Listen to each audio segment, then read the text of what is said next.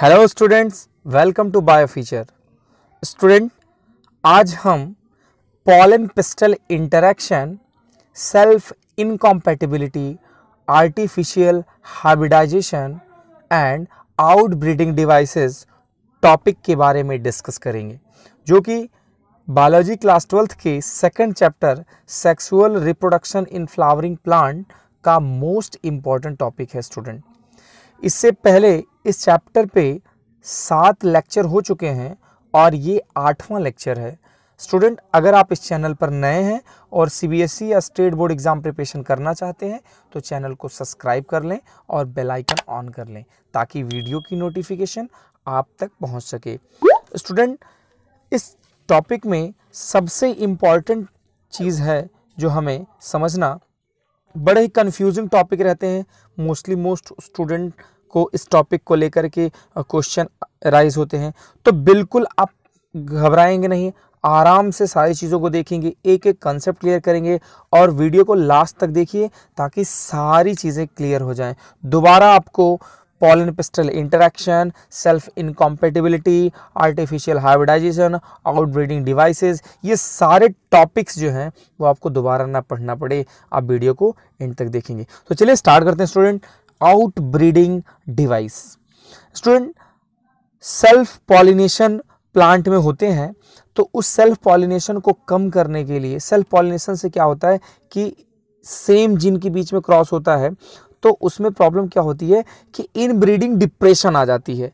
एक inbreeding depression के chance होते हैं, प्रोजेनी वीकर होती है क्योंकि वही सेम जीन जनरेशन में 2 जनरेशन कॉपी हो रहा है, तो कुछ नया नहीं हो रहा है। क्योंकि जब कुछ नया जीन मिलेगा, अलग स्पीसीज से क्रॉस होगा, 2 अलग अलग जीन कॉम्बिनेट होंगे तो एक नई स्पीसीज बनेगी, तो वो जात जो कि वेरिएंट स्पीसीज कही जाएगी, जो नॉर्मल स्पीसीज से अलग होगी, वो ज़्यादा बेहतर होती है, जो कॉम्बिनेशन से बनती है। जब बार बार वही जीन कॉपी हो रहे हैं तो उससे वीकर प्रोजेनी क्रिएट होती है, जो नई जनरेशन होती है वो धीरे धीरे वो वीक हो जाती है।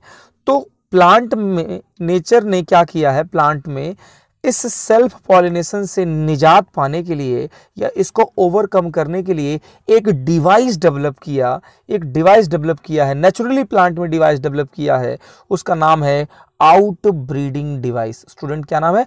Out breeding device. अच्छा, ये आउट ब्रीडिंग क्या होता है? आउट ब्रीडिंग का मतलब होता है कि 2 अलग अलग स्पीसीज जो हैं, रिलेटेड स्पीसीज, एक ऐसा क्रॉस हो जो रिलेटेड स्पीसीज, अलग अलग स्पीसीज के बीच में, जैसे मान लीजिए मैंने कहा ये मैंगो प्लांट है, ये मैंगो प्लांट है और ये मैंगो प्लांट ही डिजीज रेजिस्टेंट है, ठीक है, और ये दूसरा मैंगो प्लांट है, ये बड़ा छोटा मैंगो प्लांट होता है पर ये फल बहुत देते हैं, पर ये डिजीज रेजिस्टेंट नहीं है और दूसरे रीजन में पाए जाते हैं। तो ये भी मैंगो प्लांट है, ये भी मैंगो प्लांट है, ये इनके जीन अलग हैं, इनके जीन अलग हैं, हम दोनों को क्रॉस करवा सकते हैं। तो यही है आउटब्रीडिंग। आउटब्रीडिंग क्या होता है?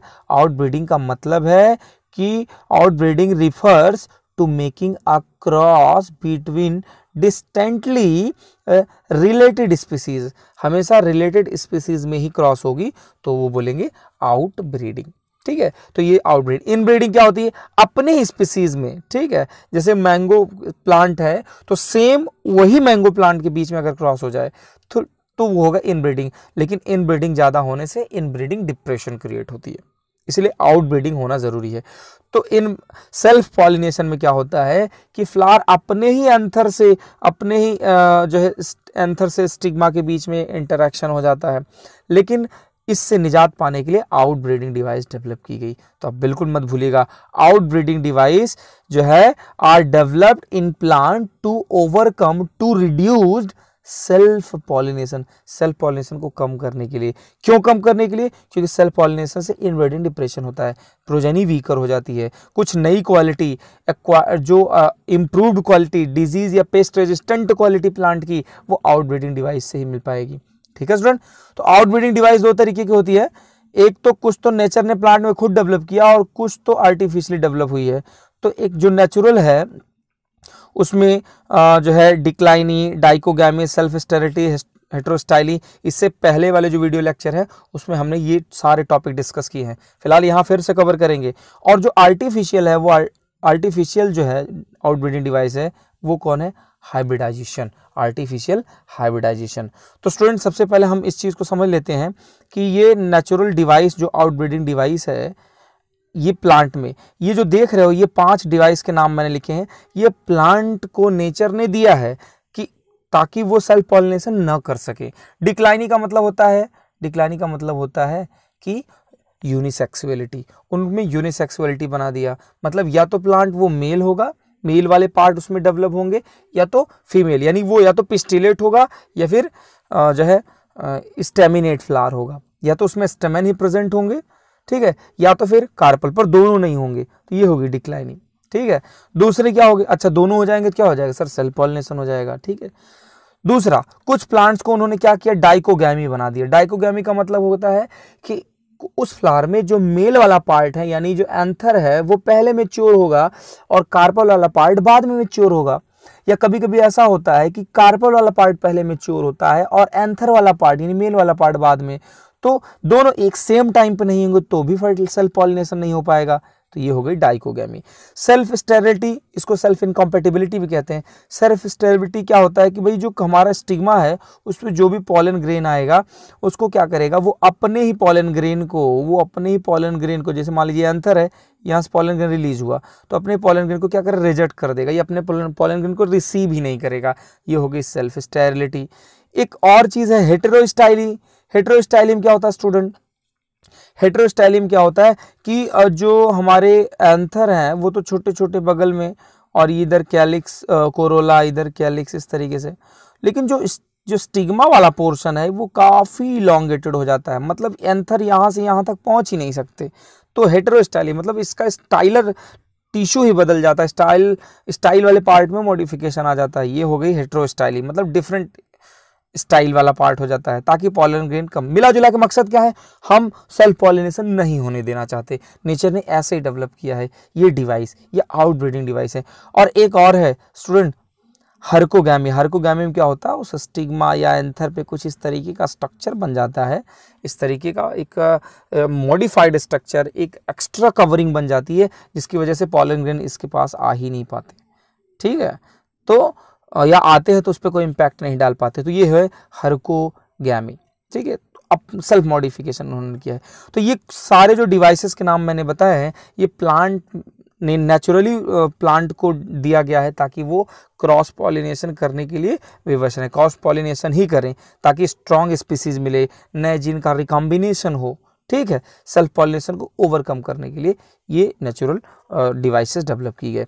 लेकिन जो आर्टिफिशियल है स्टूडेंट, आर्टिफिशियल हाइब्रिडाइजेशन क्या होती है, तो आप इसको समझिए। आर्टिफिशियल हाइब्रिडाइजेशन ये नेचुरली नहीं है, ये आर्टिफिशियली डेवलप किया गया है, इसको आर्टिफिशियल पॉलिनेशन भी बोल सकते हैं। तो इसमें होता क्या है, ये टॉपिक हम लोग जरूर देखेंगे। इसमें होता क्या है कि commonly use technique in plant breeding programme to obtain desirable character. भाई हम जानते हैं कि जो अच्छे अच्छे करेक्टर हैं वो अलग अलग प्लांट में मिलते हैं, और हम चाहते हैं कि सारे अच्छे क्वालिटी वाले प्लांट हैं वो एक ही प्लांट में मिले, ताकि हम एक प्लांट लगाएं और हर तरीके की क्वालिटी उससे ऑब्टेन कर लें, वो डिजीज रेजिस्टेंट हो, पेस्ट रेजिस्टेंट हो, हाई यील्डिंग प्रोडक्शन हो, ज़्यादा पैदावार हो उस फसल की, ठीक है। तो इसके लिए क्या करना पड़ेगा, हमें आर्टिफिशियल हाइब्रिडाइजेशन करना पड़ेगा। तो डिजायरेबल करेक्टर वाले जो है प्लांट को करने के लिए हम प्लांट में एक ब्रीडिंग टेक्निक डेवलप किए हैं जिसका नाम है आर्टिफिशियल हाइब्रिडाइजेशन, और ये भी क्रॉस पॉलिनेशन जैसा ही है, आर्टिफिशियली है ये बस। इसमें दो टेक्निक डेवलप होती है, दो टेक्निक है स्टूडेंट, इसमें आर्टिफिशियल हाइब्रिडाइजेशन करने की दो टेक्निक है, एक इमैस्कुलेशन, दूसरा बैगिंग। तो इमैस्कुलेशन और बैगिंग ये दो मोस्ट इंपॉर्टेंट टेक्निक है। देखते हैं ये इमैस्कुलेशन और बैगिंग क्या है। स्टूडेंट अब आप ध्यान से देखिए इस फ्लावर को, ये जो फ्लावर आप देख रहे हैं इसमें, इस फ्लावर में ये वाला जो पार्ट है थैलेमस है, आपको पता है, ये कैलिक्स वाला पार्ट है सीपल, ये कोरोला, यहाँ पे एंथर दिखाई दे रहा है, आपको एंथर दिखाई दे रहा है यहाँ पे मेल वाला पार्ट, और बीच में ये गाइनोशियम भी दिखाई दे रहा है। तो होता क्या है कि अगर हम फॉर्सेप के जरिए, एक छोटी सी चिमटी है, फॉर्सेप के जरिए इस एंथर को रिमूव कर दें, मतलब कि अगर मेरे पास, अगर मैं इसको फीमेल वाला पार्ट है और ये एंथर वाला पार्ट है, इस तरीके से इधर कोरोला लगा, अगर मैं फॉर्सेप लगा के फॉर्सेप लगा के ये एंथर वाला पार्ट रिमूव कर दूं, मतलब इस वाले पार्ट को क्या कर दूं, रिमूव कर दूं, तो क्या हो जाएगा, एंथर वाला पार्ट रिमूव हो जाएगा। ठीक है, तो इसको कहेंगे इमैस्कुलेशन। क्या कहेंगे, इमैस्कुलेशन। अच्छा, मैं क्यों रिमूव कर रहा हूं, ताकि इसका वाला जो पॉलन ग्रेन है वो इसके कार्पेल पे ना आने पाए। मैं इसको रिमूव कर दूंगा तो डेफिनेटली इससे आएगा ही नहीं आएगा, मतलब इसकी मैच्योरिटी में मैं इसको रिमूव कर दूंगा तो बचा क्या, कार्पल। कार्पल अकेले क्या करेगा, ये बिल्कुल मजबूर है, इसको क्रॉस पॉलिनेशन करना ही करना पड़ेगा, क्योंकि सेल्फ कर ही नहीं पाएगा, क्योंकि हमने क्या किया, इसके एंथर को, ये बाइसेक्सुअलिटी शो कर रहा था पर मैंने इसके एंथर को क्या किया, रिमूव कर दिया। तो पॉइंट क्या है कि anther are removed from bisexual flower using forcep. This is called emasculation. It is done before anther dehiscence, मतलब एंथर के फटने से पहले ही कर दो। पता लगा एंथर फट गया तो तुम देख थोड़ी रहे कौन से पॉलन ग्रेन स्टिग्मा पे पहुंच चुके हैं, इसलिए इसकी मैच्योरिटी से पहले या डाइहेंस होने से पहले ही इसको क्या करना है, एंथर को रिमूव कर देना है। इसको कहेंगे इमैस्कुलेशन। लेकिन एक और टेक्निक है, एक और टेक्निक है क्या भैया, अभी मैंने पढ़ा बैगिंग टेक्निक। क्या है वो, बैगिंग टेक्निक। बैगिंग टेक्निक में क्या होता है सर, बड़ा अच्छा है। इसमें हम क्या करते हैं, उस फ्लावर को ही क्या करते हैं, भाई एंथर तो मैंने हटा दिया, अब इस फ्लावर को देखो, इसमें क्या कहीं एंथर दिखाई दे रहा है, जी बिल्कुल नहीं सर, सिर्फ कार्पल ही तो दिख रहा है, ये कार्पल ही तो दिख रहा है सर। हाँ, अब इस कार्पल को, एंथर तो हटा दिया, ये भी सेल्फ पॉलिनेशन कर नहीं सकता, अब इसको क्रॉस ही करना पड़ेगा। पर मैं चाहता हूँ ये बिल्कुल किसी से क्रॉस ना करे, तो इसके ऊपर देखो एक पॉलीथीन की कवरिंग लगा दिया। क्या किया, पॉलीथीन कवर कर दिया। ठीक है, अब जब पॉलीथीन कवर कर दिया, ये कवर हो गया, बैगिंग हो गई। ठीक है, ये क्या हो गया, बैगिंग। इस टेक्निक को कहेंगे बैगिंग। इसमें बैग कर दिया, कवर कर दिया, यहाँ रस्सी से बांध देंगे ताकि कोई भी पॉलन ग्रेन आए तो ठीक है एंट्री ना मार पाए। तो ये हो गई बैगिंग। तो दो टेक्निक हो गई, एक emasculation, removal of anther, bagging, covering of flower या कवरिंग ऑफ कार्पल। तो अब पॉइंट देख लीजिए क्या है बैगिंग में स्टूडेंट। बैगिंग में सीधा सा पॉइंट है क्या कि द इमैस्कुलेटेड फ्लावर, वो जो फ्लावर जिसमें इमैस्कुलेशन हो चुका है, पॉलन जो एंथर रिमूव कर दिया गया है, उसको कवर्ड कर देते हैं एक पेपर बैग से, ताकि प्रिवेंट रहे क्या, unwanted pollen grain. Unwanted pollen grain वहां तक न जा पाए, प्रिवेंट रहे, इसी को बैगिंग कहते हैं। पर याद रहे, ऑन अटेनिंग मेच्योरिटी, मेच्योरिटी आने पर mature pollen grain from desirable plant, जो भी आपको जो मेच्योर पॉलन ग्रेन है डिजायरेबल प्लांट के, जो आप प्लांट से निकाल के लाओगे, are dusted on stigma, stigma पर गिरा दिए जाते हैं, ऑफ बैग्ड फ्लावर, उस बैग्ड फ्लावर पे, and rebagged for fruit development, और उसको रीबैग्ड कर देते हैं फ्रूट डेवलपमेंट के लिए। मतलब क्या, मतलब कि अब भाई इतना तो आपने कर दिया, बैक कर दिया, लेकिन आप अब क्या करोगे, क्रॉस पॉलिनेशन के लिए कहीं से तो पॉलन ग्रेन लाओगे, तो वो किस एंथर से लाओगे, जो एंथर जो बड़ा डिजायरेबल पॉलन ग्रेन रखता होगा, जो जिसमें डिजीज रेजिस्टेंट हो, पेस्ट रेजिस्टेंट हो, या ज़्यादा पैदावार हो, हाई यील्डिंग प्रोडक्शन हो। ठीक है, तो ऐसे ही अच्छे क्वालिटी वाले जो है फ्लावर से वो पॉलन ग्रेन निकाल के लाओगे, और इस जो बैग्ड स्ट्रक्चर है, जिसको मैंने कहा ये जो बैग्ड स्ट्रक्चर है, जिसको बैग किया गया है पूरी तरीके से, इसको आप बैग हटाओगे, और उसके बाद जब ये बैग हटा दोगे, आप इस बैग को अनबाइंड कर दोगे। ठीक है, तो आपको क्या करना पड़ेगा, इस वाले पार्ट पे आप क्या करोगे, उस पॉलन ग्रेन को ले आके गिराओगे ताकि पॉलिनेशन हो। और ये पॉलन ग्रेन आप अच्छी वैरायटी, डिजायर्ड वैरायटी से ला रहे हैं, आप इस पॉलन ग्रेन को इस पे लाएंगे, रखेंगे, और फिर से इसको कवर कर देंगे, बैक कर देंगे। ठीक है, ताकि इसमें क्या हो कि फ्रूट डेवलपमेंट अच्छे से हो, कोई अदर पॉलन ग्रेन ना आने पाए। तो आई होप आपको समझ में आई होगी artificial hybridisation, bagging, emasculation technique. Student, अब हम बढ़ते हैं, हमारा जो नेक्स्ट टॉपिक है जिस पे हम लोग डिस्कस करना चाहते हैं, जो सबसे इंपॉर्टेंट टॉपिक है, जिसको जानना आपके लिए बेहद जरूरी है, pollen pistil interaction. Student, pollen pistil interaction, नाम से देखो पता चल रहा है, पॉलन पिस्टल इंटरेक्शन। अब चूंकि प्री फर्टिलाइजेशन इवेंट पूरी तरीके से ख़त्म हो रही है, फर्टिलाइजेशन इवेंट शुरू होने वाली है, तो उससे पहले ये टॉपिक आना बहुत ज़रूरी है।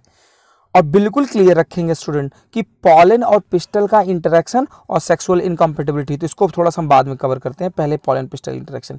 स्टूडेंट, अब आप देखिए कि मान लीजिए ये हो गया स्टिग्मा, इस पे पॉलन ग्रेन आया, और ये स्टिग्मा स्टाइल ओवरी, मतलब ये पिस्टल या कार्पल बोलते हैं आप।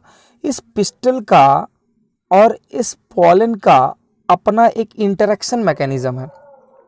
ये इसको इंटरेक्ट करेगा या रिजेक्ट करेगा, ये इसके मूड के ऊपर है, इसके ऊपर डिपेंड करता है। ठीक है, तो पॉलन का पिस्टल पे इंटरेक्शन, यही टॉपिक हम देखेंगे। तो होता क्या है, इसको अच्छे से समझिएगा कि अगर आपने देख ही रहे हो, ये एक पिस्टल है आपके सामने, ये कार्पल है, इस पे कुछ पॉलन ग्रेन आए हैं। तो कुछ आए तो कई हैं, 3-4, पर देखिए कुछ जर्मिनेट नहीं हुए हैं, कुछ जर्मिनेट हुए हैं पर कुछ लेकिन पहुँचे नहीं हैं, और कुछ जर्मिनेट होकर सीधे अंदर कहाँ पहुँच गए हैं, ओव्यूल के अंदर एम्ब्रियो सैक से जाकर जुड़ गए हैं। तो पॉलन ग्रेन का यहाँ पे आना और यहाँ पॉलन ट्यूब का जर्मिनेट होना और माइक्रो यहाँ पे ओव्यूल के अंदर जाना, एम्ब्रियो सैक से जाकर जुड़ जाना, मतलब एम्ब्रियो सैक का मतलब, एम्ब्रियो सैक मतलब 7 सेल रेडियोक्लिटिक स्ट्रक्चर। यहाँ पे आप देख रहे हैं ये वाला स्ट्रक्चर, यहाँ पे ये हमेशा जब भी जुड़ेंगे तो सिनर्जिड्स के पास जुड़ेंगे। ठीक है स्टूडेंट, ये हमेशा जब भी जुड़ेंगे तो सिनर्जिड्स के पास जुड़ेंगे। तो यहाँ पे देखिए ये एम्ब्रियो सैक है, यहाँ ऊपर क्या होते हैं, एंटीपोडल सेल होते हैं, यहाँ पे 2 पोलर न्यूक्ली दिखाई गई है, और यहाँ पे 2 सिनर्जिड्स हैं। ठीक है, तो इस सिनर्जिड से जुड़ेंगे। ठीक है, ऐसा इस तरीके से पॉलन आएंगे।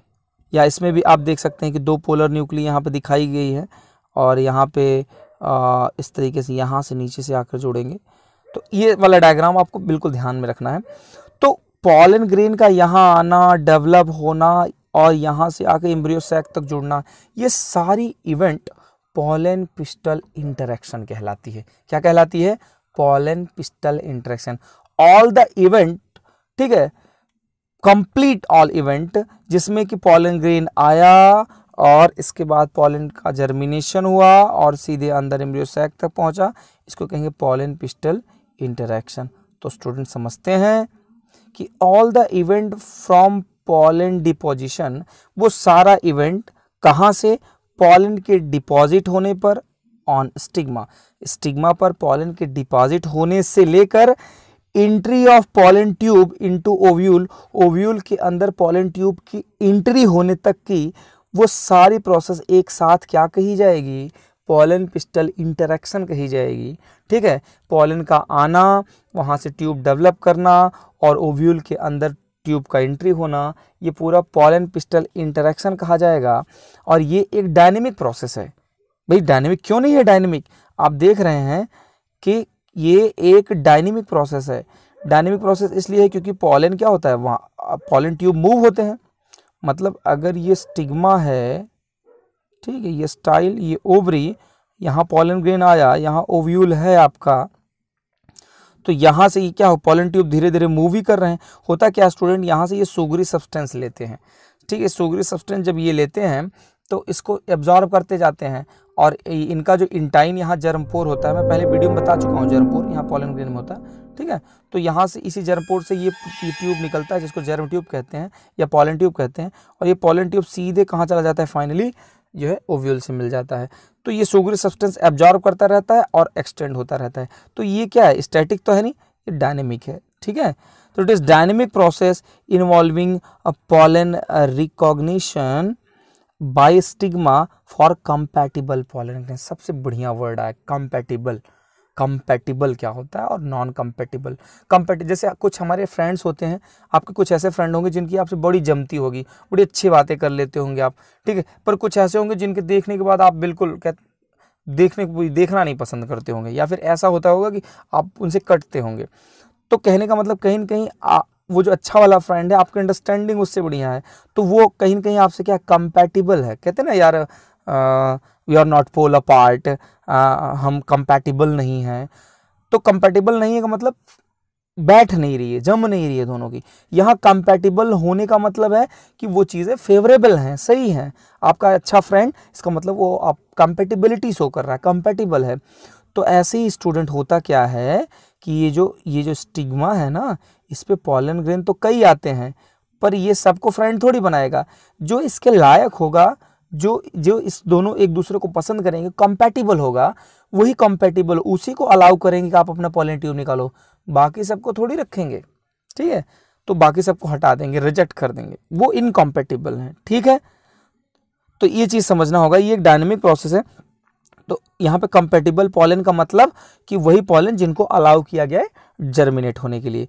Compatible pollen are encouraged by pistil for growth and development of pollen tube. देख रहे हो कि कंपैटिबल पॉलन ग्रेन को ही इनकरेज किया जाता है ताकि वो क्या कर सके, डेवलपमेंट करे अच्छे से, ठीक है। इसके बाद स्टूडेंट एक पॉइंट और देखिए, the pollen tube grow through the stigma and style to reach ovary. बिल्कुल, ये क्या करेगा, वहां से चलेगा तो स्टिग्मा स्टाइल से होते हुए ओवरी वाले पोर्शन में सीधा चला जाएगा ओव्यूल के पास। Then it enters to ovule, और जब ओवरी में पहुंचेगा तो फिर वो किससे जुड़ेगा, ओव्यूल से जुड़ेगा।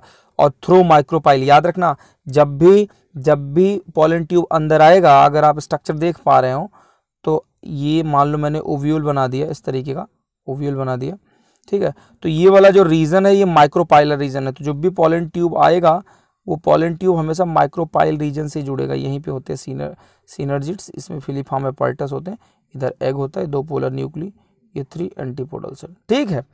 तो ये इस तरीके से, तो हमेशा माइक्रोपाइलर वाले रीजन से ही काम होगा, ठीक है। Then it enter to ovule through micropyle से इंटर करेगा एंड रीच द सिनर्जिड्स, और सिनर्जिड्स के पास जाएगा। मैंने बताया सिनर्जिड्स लैंडमार्क है, वहीं से जाएगा, सिनर्जिड्स से होकर जाएगा, ठीक है। गाइडेड बाय फिलीफॉर्म एपर्टस, और फिलीफॉर्म एपर्टस बताता है, ठीक है, ये गाइड करता है। और सिनर्जिड्स में एक पार्ट है फिलीफॉर्म एपर्टस, तो उसी फिलीफॉर्म एपर्टस के पास जाएगा। अगर आप डायग्राम देखें, जैसे मैं सिनर्जिड्स बनाऊं, जैसे ये सिनर्जिड्स सेल मैंने ड्रॉ कर दिया, ठीक है, मैंने सिनर्जिड्स सेल ड्रॉ कर दिया इस तरीके से, ठीक है। तो ये जो पॉलन ट्यूब आता है इसी में जाकर इमर्ज हो जाता है, यही है फिलीफॉर्म एपर्टस, ठीक है।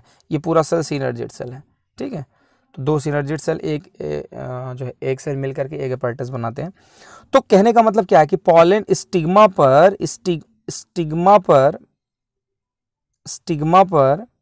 ठीक है, स्टिग्मा पर पॉलन का आना, पॉलन ट्यूब का डेवलप होना, और फाइनली उसका ओवरी के अंदर एंट्री मारना, और ओवरी के अंदर ओव्यूल के पास जब पहुंचना माइक्रोपाइलर वाले रीजन से, ठीक है।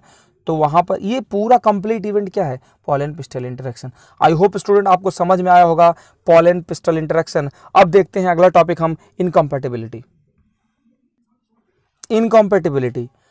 अब ये टॉपिक देखें, इनकम्पैटिबिलिटी बड़े ध्यान से समझना स्टूडेंट, बहुत ही इंपॉर्टेंट है इनकम्पैटिबिलिटी। एनसीईआरटी का बहुत ही अच्छा टॉपिक है और आपको समझ में आना चाहिए स्टूडेंट। आप हमारे प्रत्येक लेक्चर के नोट्स के लिए आप हमको हमारे साथ टेलीग्राम से जुड़ जाइए। टेलीग्राम पे जाइए और वहाँ नोट करिए बायो फीचर, आप वहाँ लिखिए बायो फीचर, ठीक है स्टूडेंट। आप वहाँ बायो फीचर लिखिए और वहाँ पर आप ज्वाइन कर लीजिए, ठीक है। बायो फीचर लिखने के बाद आपको ज्वाइन कर लेना है, और इसके बाद हर एक चैप्टर, हर एक लेक्चर के नोट्स मिलेंगे और आपको नोटिफिकेशन मिलता रहेगा। और ऑलरेडी आप बेल आइकन प्रेस कर लेंगे तो आपको नोटिफिकेशन मिलता रहेगा। कंप्लीट लेक्चर लेंगे, complete chapter full NCERT explain करेंगे। इसके बाद आपको कुछ नहीं पढ़ना पड़ेगा, सारी चीज़ें यहाँ से कवर करवाएंगे।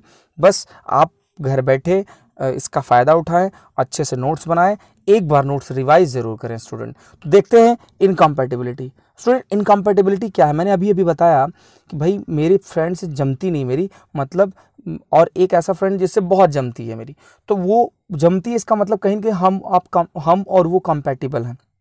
बहुत सारे ऐसे कपल होते हैं ना, हस्बैंड वाइफ होते हैं जिनकी जमती बड़ी, अंडरस्टैंडिंग बड़ी अच्छी होती है, जमती है तो वो कंपैटिबल हैं। पर कुछ ऐसे होते हैं जो इनकम्पैटिबल है, मतलब उनकी जमती नहीं है। तो इनकम्पैटिबल का मतलब होता है कि हम उससे कट के रहते हैं, दूर रहते हैं। तो अब आप डेफिनेशन को समझने की कोशिश करिए कि कोई, मान लीजिए ये जो चीज़ है, ये यहाँ पे स्टिग्मा है, ठीक है, यहाँ पे कई पॉलन ग्रेन आ गए, ठीक है, कई पॉलन ग्रेन आ गए और सब आ गए इस पर, ठीक है, और सब जर्मिनेशन चाहते हैं, भाई सब तो आगे, सबको सुगरी सब्सटेंस चाहिए, ठीक है। लेकिन ये जो हमारा स्टिग्मा है, ये जो पिस्टल वाला पोर्शन है, ये सबको रिजेक्ट कर दे, ये सबको नहीं करेगा। किसी, मान लो इसको अलाउ किया, ठीक है, तुम आओ, तुम जर्मिनेशन स्टार्ट करो, बाकी सबको क्या किया, रिजेक्ट कर दिया। तो ये सब क्या है, इनकॉम्पैटिबल है। जिसको अलाउ किया वो क्या था, कॉम्पैटिबल था।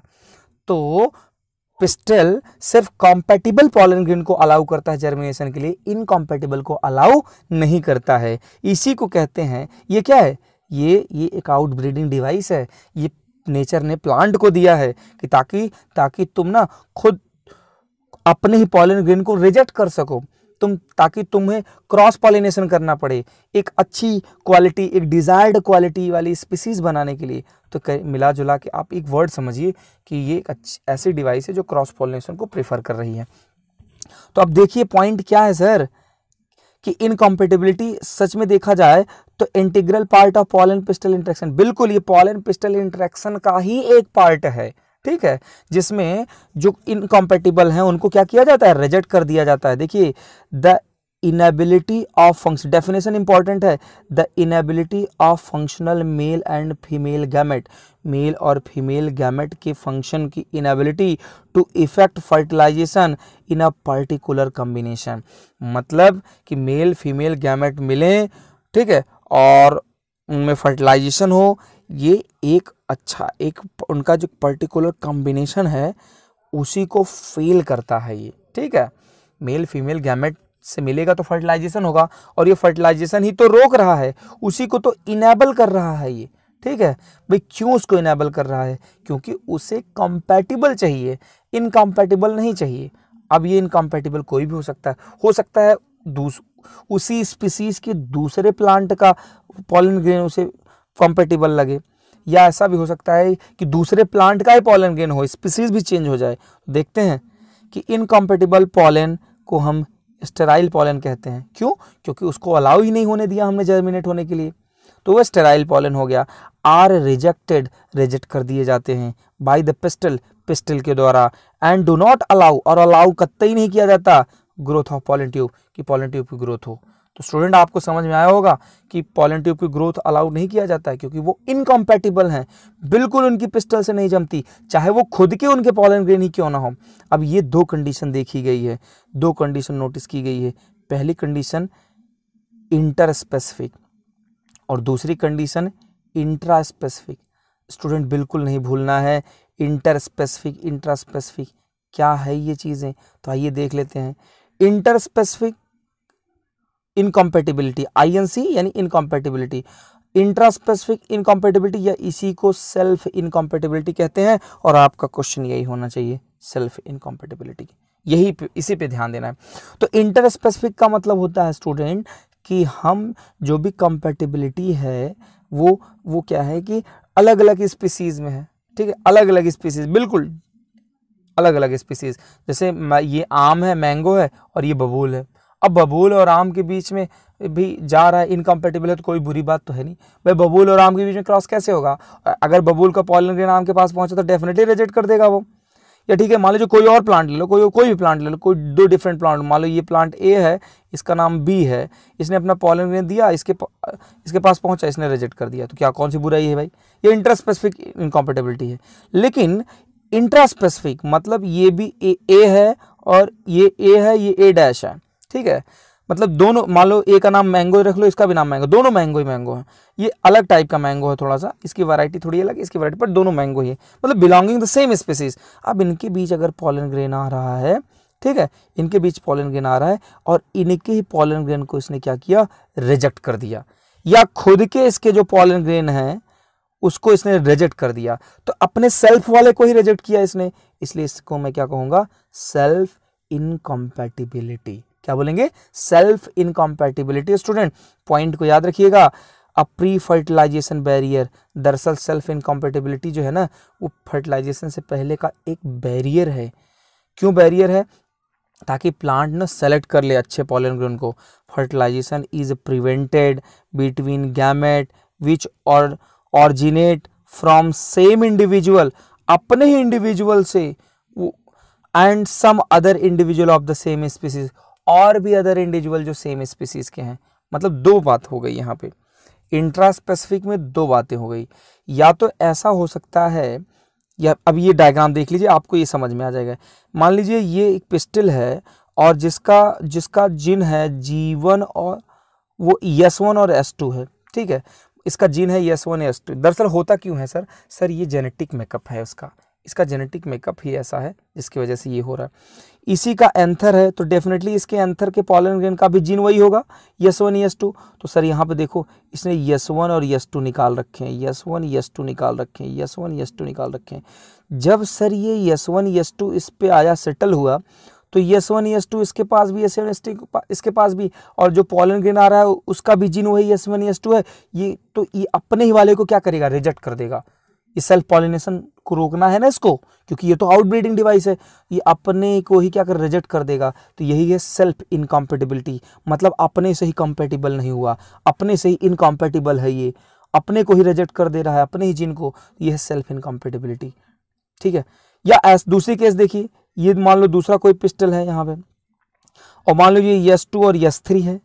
क्या है, S2 और S3 है, और इसके पास जो पॉलन ग्रेन आया वो S1 है, S2, मान लो 2 पॉलन ग्रेन आए, तो इसके पास S2 जीन है, इसलिए S2 को अलाउ नहीं किया इसने, लेकिन S1 जीन नहीं था तो इसने S1 को अलाउ कर दिया, और ये पॉलन देखो जर्मिनेट हो गया। तो कहने का मतलब क्या है कि इसने क्या किया, ये अपने वाले से तो इनकम्पेटिबिलिटी दिखा रहा है, पर दूसरे वाले से क्या कर रहा है, कंपेटिबिलिटी दिखा रहा है। तो दूसरे वाले का मतलब क्या भाई, क्रॉस पॉलिनेशन ही तो है, ठीक है।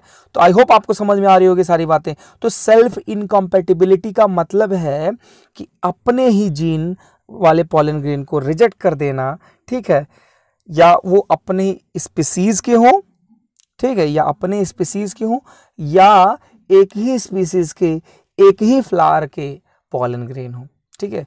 तो यहाँ पे 2 वर्ड है, आप भूलना नहीं, कि from same individual and some other individual of the same species. या तो मैंगो का प्लांट, एक ही मैंगो का प्लांट अपने ही फ्लावर से रिजेक्शन कर ले, या एक मैंगो प्लांट दूसरे मैंगो प्लांट वाला पॉलन ग्रेन है तो उसको रिजेक्ट कर ले, दोनों कंडीशन हो सकती है। लेकिन इंटर स्पेसिफिक में जो होती है वो क्या होती है, बिल्कुल स्पीसीज ही चेंज होती है, ठीक है। तो आई होप आपको ये इनकॉम्पेटिबिलिटी समझ में आई होगी। स्टूडेंट नोट्स बनाइए, अच्छे से रिवाइज करिए, मिलते हैं नेक्स्ट वीडियो में।